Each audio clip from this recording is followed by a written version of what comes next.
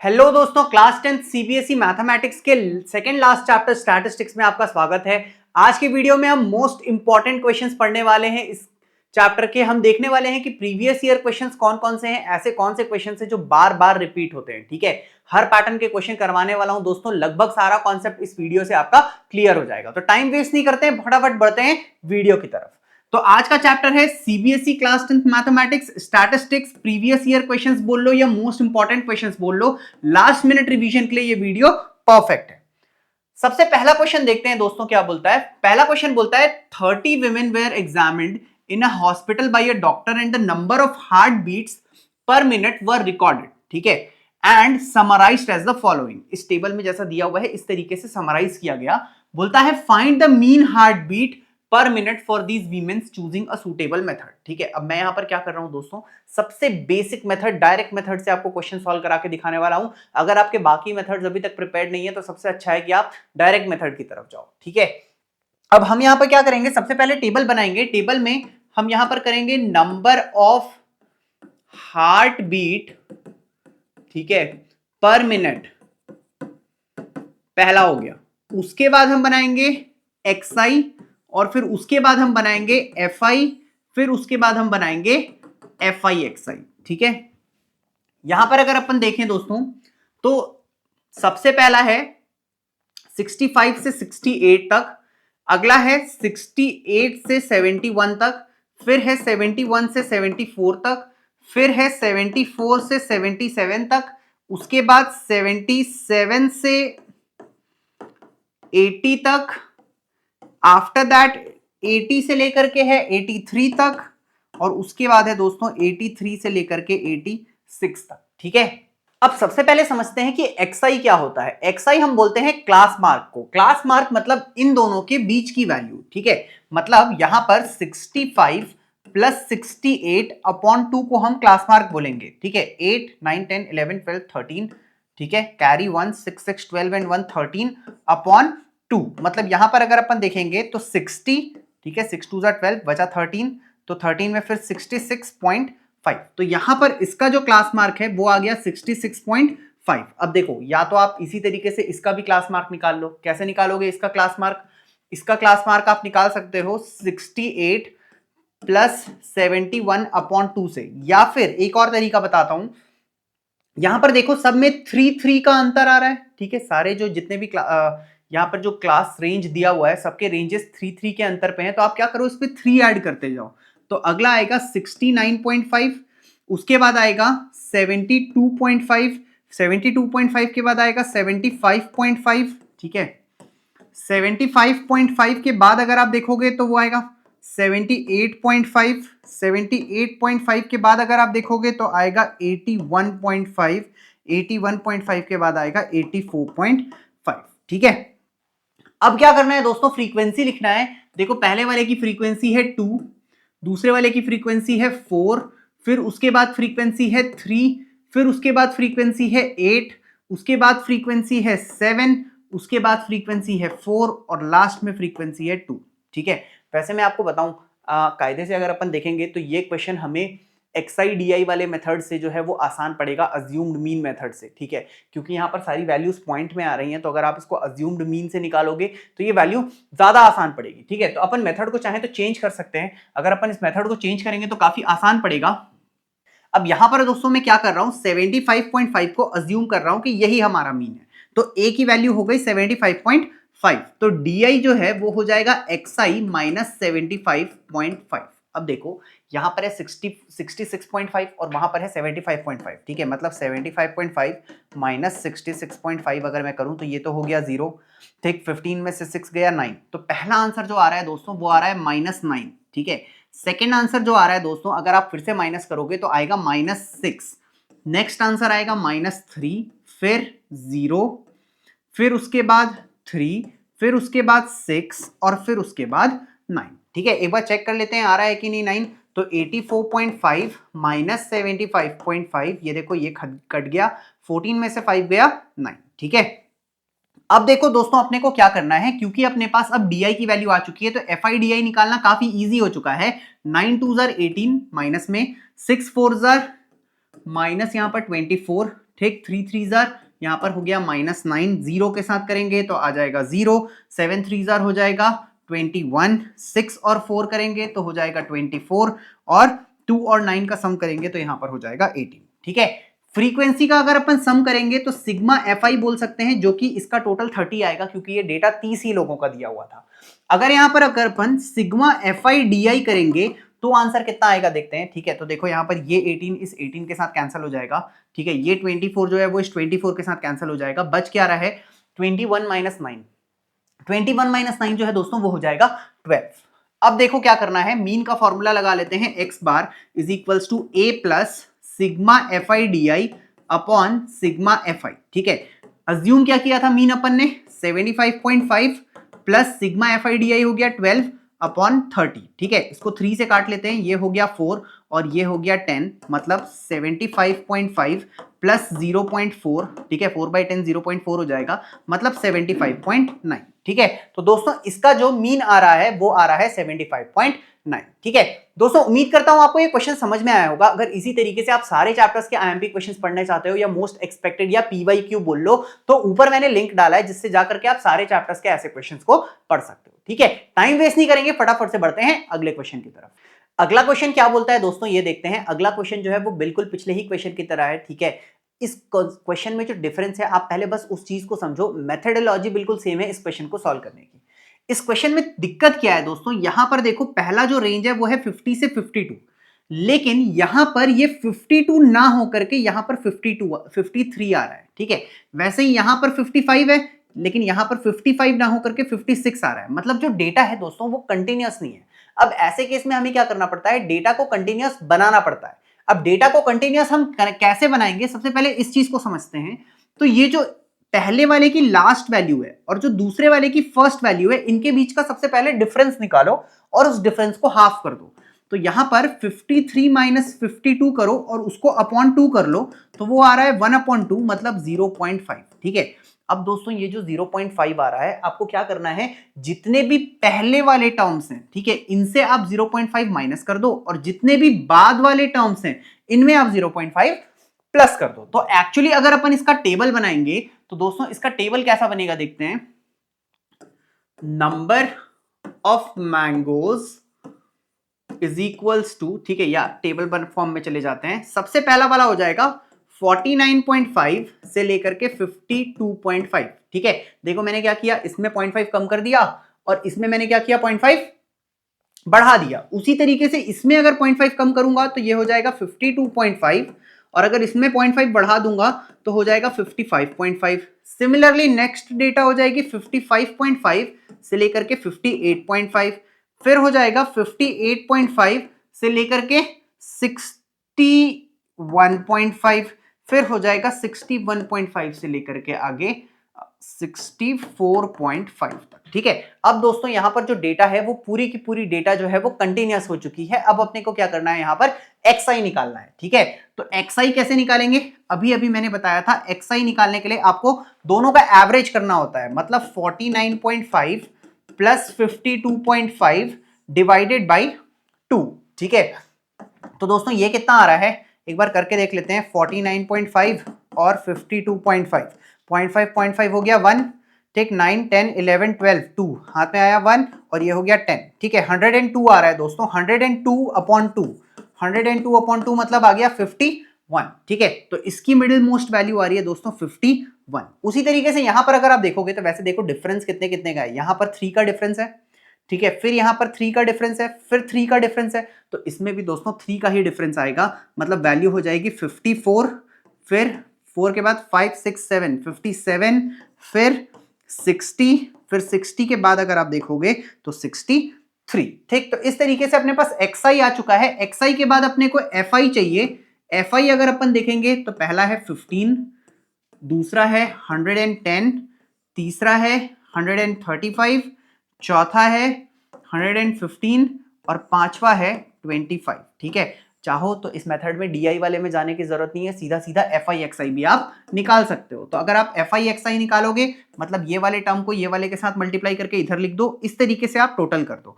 फिर आपको क्या करना होगा, सिग्मा FI निकालना होगा। सिग्मा एफ आई एक्स आई निकालना होगा और सीधे सीधे दोस्तों मीन का फॉर्मूला लगाना है। मीन का फॉर्मूला हो जाएगा sigma F I X I upon sigma F आई। ठीक है, समझ में आ रहा है? तो दोस्तों यहां पर मैंने आप लोगों के लिए वैल्यूज सॉल्व कर दी है। ठीक है, अगर आप इन दोनों को मल्टीप्लाई करोगे तो ये सारी वैल्यूज आएंगी। इनका टोटल मैंने यहां पर किया है, that is sigma F I X I, और इसका टोटल यहां पर मैंने किया है, that is sigma F I. तो डायरेक्ट मेथड में मीन का सीधा सीधा फॉर्मूला होता है sigma F I upon sigma F I X I upon sigma F आई। इस वैल्यू को यहां रख देंगे, इस वैल्यू को यहां रख देंगे, सॉल्व करेंगे तो अपना मीन आ जाएगा। ठीक है दोस्तों, अगर आपको ये वीडियो पसंद आ रहा हो तो वीडियो को लाइक जरूर करें, अपने दोस्तों के साथ शेयर करें, और प्लीज नीचे एक कमेंट सेक्शन में एक कमेंट जरूर डालो ताकि मुझे भी समझ में आए कि मुझे क्या इंप्रूव करने की नीड है। ठीक है दोस्तों, बढ़ते हैं नेक्स्ट क्वेश्चन की तरफ और देखते हैं नेक्स्ट क्वेश्चन क्या बोलता है।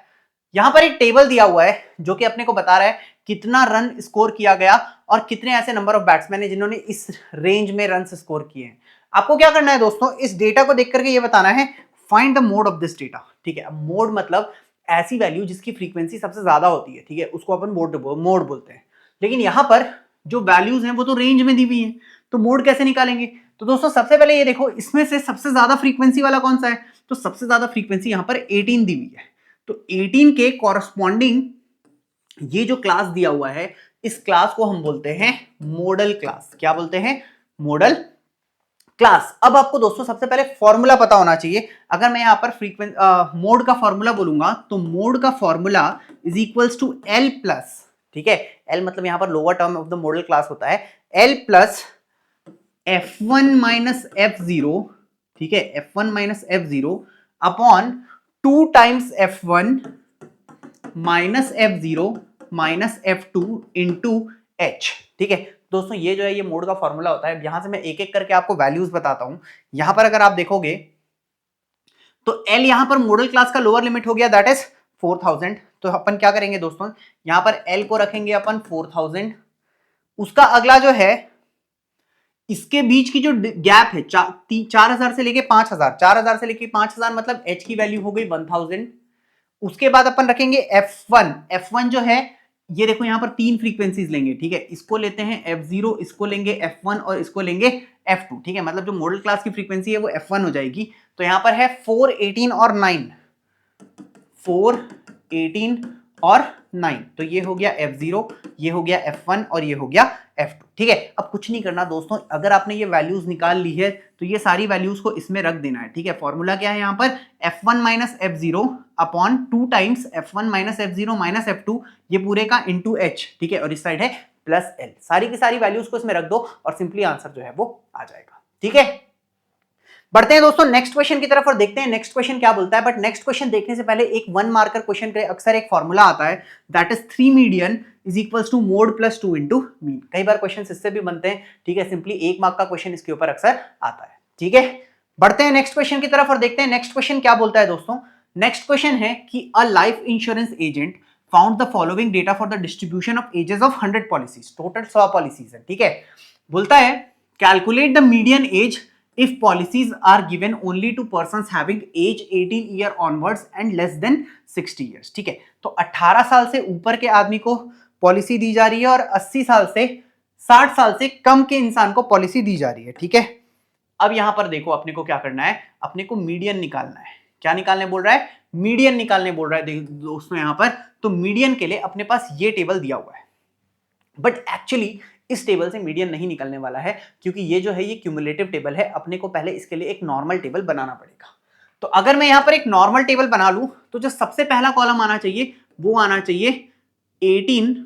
ठीक है, 18 से लेकर के 20 तक। ठीक है, एज 18 से लेकर 20 तक, फिर 20 से लेकर के 25 तक, फिर 25 से लेकर के 30 तक, फिर 30 से लेकर के 35 तक, फिर 35 से लेकर के 40, फिर 40 से लेकर के 45, फिर 45 से लेकर के 50 और फिर 50 से लेकर के 55 एंड लास्ट वाला 55 से लेकर के 60।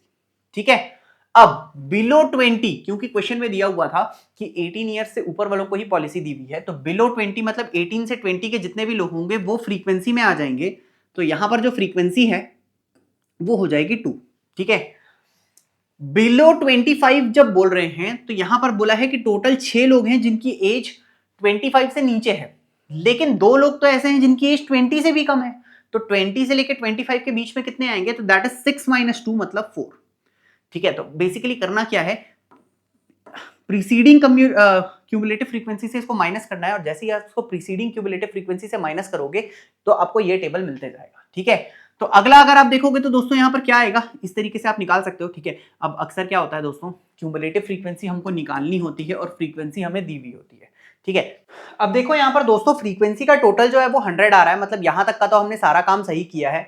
अब यहाँ पर अपन क्या करते हैं दोस्तों, सबसे पहले फॉर्मूला लगा लेते हैं। ठीक है, अगर अपन यहाँ पर फॉर्मूला देखें तो मीडियन का जो फॉर्मूला होता है दोस्तों वो होता है median is equals to L plus N upon two minus C F upon F into H. ठीक है, अब यहां पर समझो तो दोस्तों यहां पर जो n है वो है 100 और 100 का हाफ अगर आप करोगे तो वो आता है 50। अब अपने को ये देखना है 2 से लेकर के 100 तक में 50 जो है वो किस रेंज में आएगा। ठीक है, तो दोस्तों अपन क्या करते हैं, हमेशा बाद वाले नंबर को लेते हैं। ठीक है, मतलब अपन इसको 45 में नहीं लेंगे, अपन इसको 78 में लेंगे। ठीक है, 2 तक में नहीं आया है 50, 6 में भी नहीं आया है, 24 तक भी 50 नहीं आया है, 45 तक भी 50 नहीं आया है, लेकिन जब अपन 78 लेंगे तब तक 50 आ चुका होगा।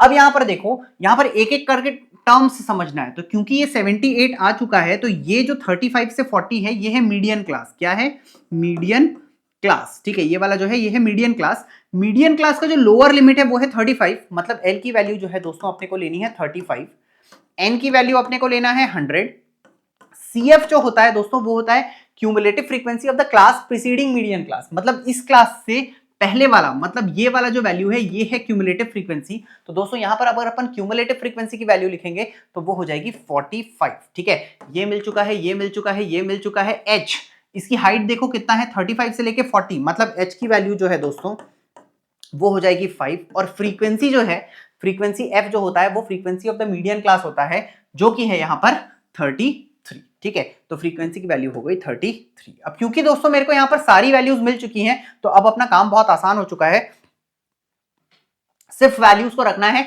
और सब्स्टिट्यूट करके सॉल्व करना है। ठीक है, तो यहां पर दोस्तों मीडियन जो है that is equals to L मतलब 35, एन अपॉन 2 मतलब 50, माइनस क्यूमुलेटिव फ्रीक्वेंसी मतलब 45, और एच हो गया दोस्तों यहां पर 5 और फ्रीक्वेंसी हो गई 33।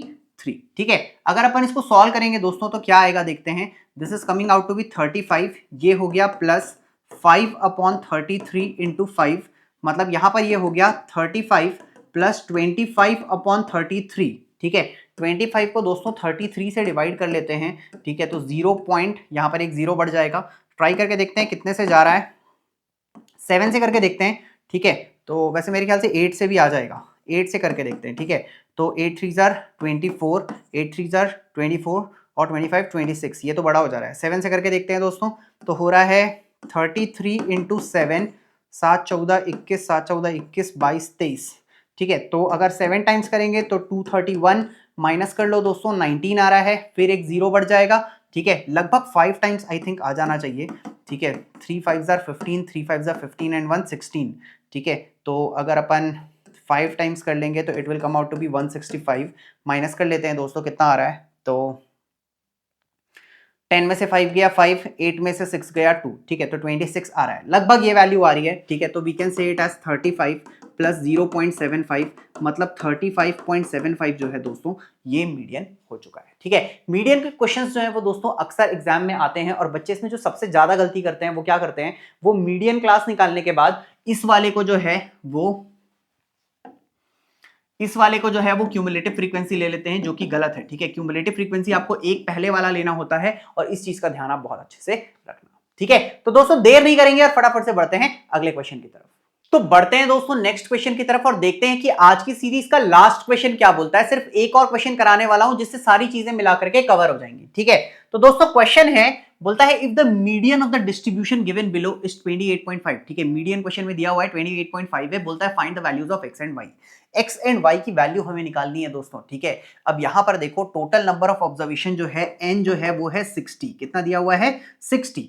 n अपॉन 2 अगर आप करोगे तो n अपॉन 2 मतलब 60 अपॉन 2 जो हो जाएगा वो आ रहा है 30, और 30 को आप किसमें क्लासिफाई कर सकते हो इस चीज को देखते हैं।